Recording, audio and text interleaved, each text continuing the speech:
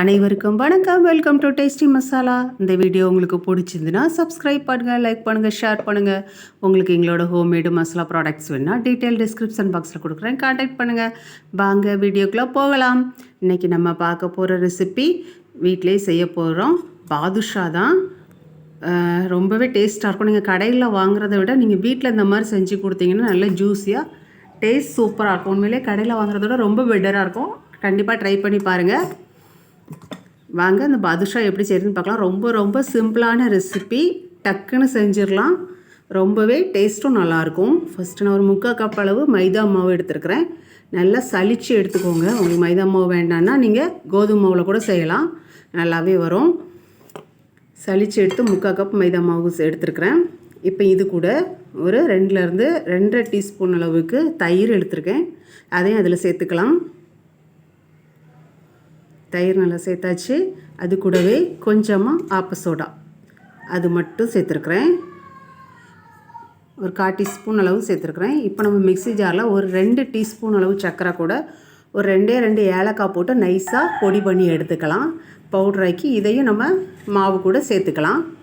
பாகு காய்ப்போம். ஆனால் அந்த மாவு கூட ஒரு 2 டீஸ்பூன் சர்க்கரை சேர்க்கும் போது இன்னும் நல்லா அந்த இது தயிர் அந்த இது கூட சேர்த்து நல்லா பொங்கியும் வரும், டேஸ்ட்டும் நல்லாயிருக்கும். கொஞ்சமாக உப்பு டேஸ்ட்டை தூக்கி கொடுக்கறதுக்காக கொஞ்சமாக உப்பு சேர்த்துருக்குறேன். இப்போ நெய் சேர்க்க போகிறேன். நெய் வந்து நீங்கள் வீட்டில் இப்போ மழை நேரம் கொஞ்சம் கட்டியாக இருந்தால் மெல்ட்டு பண்ணி அதை ஆற வச்சு சேர்த்துக்கோங்க. சூடாக சேர்க்க வேண்டாம். நெய் ஒரு 3லேருந்து 4 டேபிள் ஸ்பூன் அளவுக்கு நெய் சேர்த்துருக்குறேன். இது எல்லாத்தையும் நல்லா கலந்து கொடுத்துக்கலாம். ஃபஸ்ட்டு தண்ணி சேர்க்க வேணாம், நல்லா கலந்து கொடுத்துக்கோங்க. உங்களுக்கு கலந்துட்டு காமிக்கிறேன். நல்லா ஒன்றோட ஒன்று ரொம்ப அழுத்தி பிசைய வேணாம். இது வந்து கொஞ்சம் தளர்வாகவே பிசையணும். நம்ம சப்பாத்தி மாவு மாதிரி கொஞ்சம் டைட்டு கொடுத்து பிசையக்கூடாது. பாதுஷாக்கு நல்லா வரும். கண்டிப்பாக ட்ரை பண்ணி பாருங்கள். ரொம்ப சிம்பிளான ரெசிபி. இப்போ நம்ம பிசைஞ்சாச்சு. இப்போ நம்ம இதுக்கு தேவையான அளவு தண்ணி மட்டும் சேர்த்துக்கலாம். கொஞ்சமாக சேர்த்தா போதும். சேர்த்து அதையும் நல்லா பிசைஞ்சிக்கலாம். டைட்டாக பிசையக்கூடாது, கொஞ்சம் தளர்வாகவே இருக்கணும் மாவு. இதை 1 மணி நேரம் அப்படியே விட்டுடலாம். கொஞ்சம் நல்லாவே உப்பி வரும். அதோட இது லேயர்லாம் ஃபார்ம் ஆகும். பார்க்கலாம் இப்போ எப்படி வந்திருக்குன்னு. 1 மணி நேரம் கழித்து மாவு இந்த மாதிரி இருக்குது. கையில் லைட்டாக நெய் இல்லைன்னா ஏதாவது ஒன்று தொட்டுக்கோங்க. தொட்டுட்டு அந்த மாவை வந்து நீங்கள் எதுவுமே பிசைய வேணாம், அப்படியே ஒரு சின்ன சின்ன பால்ஸாக உருட்டி எடுத்துக்கலாம். ரொம்பவும் போட்டு ப்ரெஸ் பண்ணி உருட்டக்கூடாது, நைஸாகவே இது பண்ணிக்கோங்க. நம்ம சப்பாத்தி மாவு திரட்டுற மாதிரி ரொம்ப போட்டு திரட்ட வேண்டாம். நான் ஒரு கையை வச்சு தான் பண்ணுறேன். ஆனால் பால்ஸ் நீங்கள் ரொம்ப குட்டி குட்டியாக பண்ணிக்கோங்க, ஏன்னா நல்லா உப்பி வரும். இதுக்கு பாதி சைஸ் எடுத்தாலே போதும். இது கொஞ்சம் பெரிய சைஸ் பாதுஷாவாக தான் எனக்கு வந்தது, அதான் சொல்கிறேன். கொஞ்சம் சின்னதாகவே நீங்கள் எடுத்துக்கோங்க. இதுக்கு பாதி சைடு எடுத்து ஒரு ப்ரெஸ் பண்ணி வைங்க. ப்ரெஸ் பண்ணும்போது அது மேலே கொஞ்சம் தூக்கிட்டு தான் வரும். எண்ணெயில் போடும்போதும் லைட்டாக ப்ரெஸ் பண்ணி போடுங்க.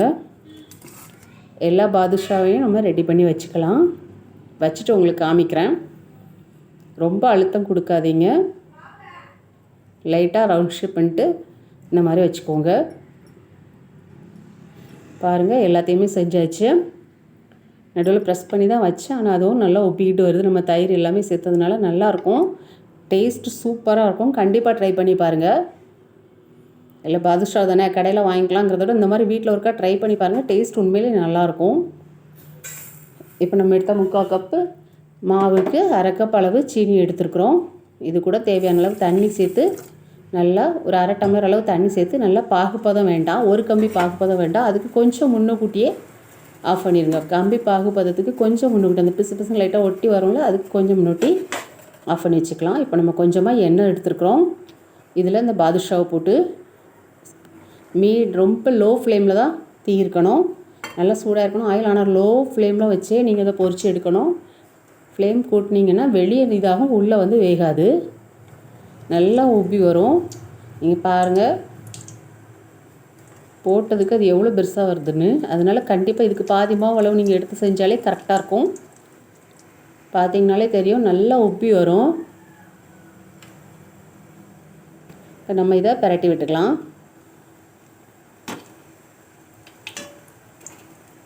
போட்டதுக்கு எவ்வளோக்குள்ள உப்பி வந்திருக்குன்னு பாருங்கள். எண்ணெய் குடிக்கவே செய்யாது, நல்லா வெந்து வரும். எண்ணெய் குடிக்கவே செய்யாது. உண்மையிலே ட்ரை பண்ணி பாருங்கள் இந்த மெத்தடில்.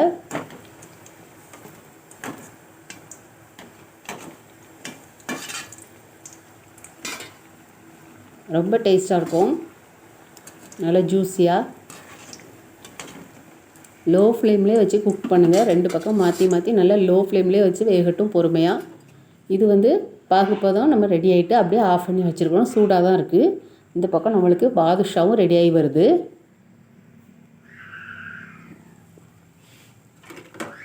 இது இன்னொருட்டா பரட்டி விட்டுக்கலாம்.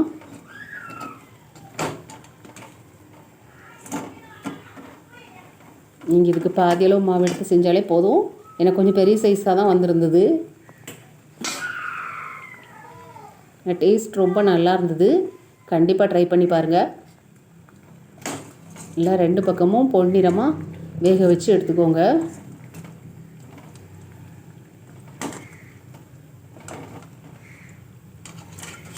நல்லா ஈவனாக வெந்து வந்துடுச்சு. இப்போ நம்ம இதை அப்படியே நம்மளோட சூடான அந்த பாகில் சேர்த்துக்கலாம். எனக்கு இந்த பாகு கரெக்டாக தான் இருந்தது. உங்களுக்கு தேவைன்னா கூட கொஞ்சம் பாகு வச்சுக்கோங்க. இது எனக்கு கரெக்டாக இருந்தது. உங்களுக்கு காமிக்கிறேன். எல்லாத்தையுமே நான் சுட்டு எடுத்து பாகில் சேர்த்துட்டு நல்லா புஷ்ஷுன்னு வரும். இதோட சின்ன சைஸாகவே நீங்கள் உருட்டிக்கோங்க. பார்த்தாலே தெரியும் அது எப்படி எலும்பி வருதுன்னு.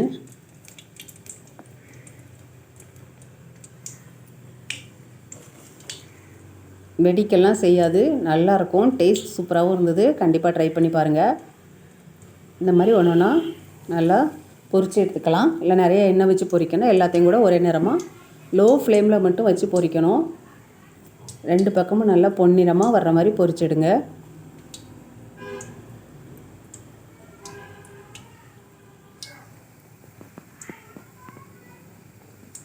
கரெக்டாக நீங்கள் தயிர் சீனி எல்லாம் சேர்த்து வச்சிங்கன்னா 1 மணி நேரத்துக்குள்ள இந்த மாதிரி நல்லா மாவு ரெடி ஆயிரும்.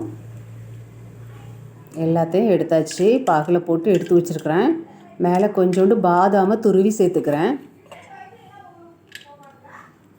ஆப்ஷனல் தான். மேலே கொஞ்சமாக பாதாம் மட்டும் துருவி சேர்த்துருக்குறேன். பாகு எனக்கு கரெக்டாக தான் இருந்தது. இன்னும் கொஞ்சம் கூட மிச்சம் இருக்குது. நான் வீடியோக்காக எடுத்துட்டேன். இனிமேல் அடுத்தது மறுபடியும் கொஞ்சம் அது மேலே பாகு ஊற்றணும்னு இருக்குது. பாருங்கள், பாகு இன்னும் கொஞ்சம் கூட எனக்கு மிச்சம் இருக்குது. சூடாக நம்ம உடனே சேர்க்கும்போது நல்லா ஈஸியாக அப்சர்வ் பண்ணும்.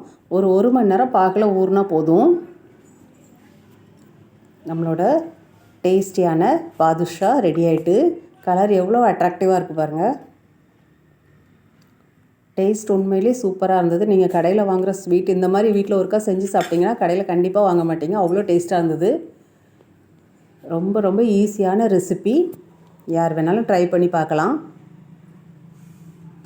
ரொம்பவே ஜூஸியாக நல்லா இருந்தது. எவ்வளோக்குள்ளே இருக்குது பாருங்கள். உள்ள ப்ரெஸ் பண்ணலே அவ்வளோ அழகாக ஜூஸியாக இருந்தது. உள்ள லேயராகவும் நல்லா இருந்தது. கண்டிப்பாக ட்ரை பண்ணி பாருங்கள். பார்த்தாலே தெரியும் உள்ள நல்ல லேயராக உள்ள ஜூஸியாக இருந்தது. டேஸ்ட் உண்மையிலே ரொம்ப நல்லா இருந்தது. கண்டிப்பாக நீங்களும் ட்ரை பண்ணி பாருங்கள். நம்மளோட டேஸ்டியான பாதுஷா ரெடி ஆகிட்டு.